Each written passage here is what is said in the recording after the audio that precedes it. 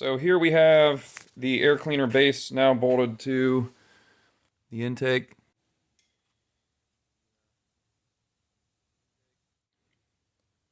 And we have the breather hose hooked up from our breather cover up to the air cleaner. This was the best orientation that I could find for that hose to fit in that hole. And if you look, it's actually not quite right. It's like coming up at an angle. It's like pulling on the hose a little bit. So I'm not entirely certain it's right, but the only other position I can put it in is like over here, and it's way wrong when it's over here.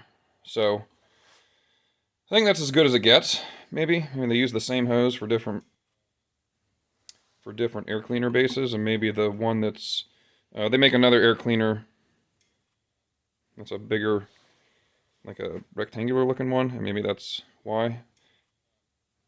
But just, and I wasn't really going to video this, but I think it just makes sense to do it. It's not going to take too long. It's got a new gasket under here. There's a new gasket. I lubricated the threads of these machine screws, ran them in, snugged them up.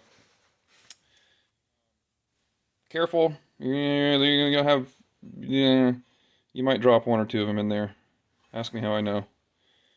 Especially that one there. That one's kind of a pain. Nothing major though. No big deal. The rest of the air cleaner assembly goes like this. You get this dude. Goes on there. And I've cleaned the pre-cleaner and then lubed it up. And then you get this little dude here.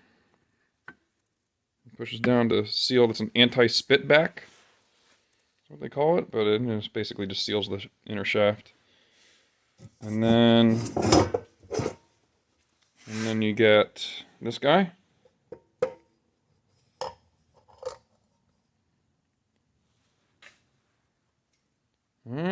Starting to look like something. And then your wing nut here. This is not the factory wing nut, as you can probably tell. Anyway, that's the air cleaner assembly all hooked up. All right, so now we can move on to the rest of the engine accessories and keep moving forward.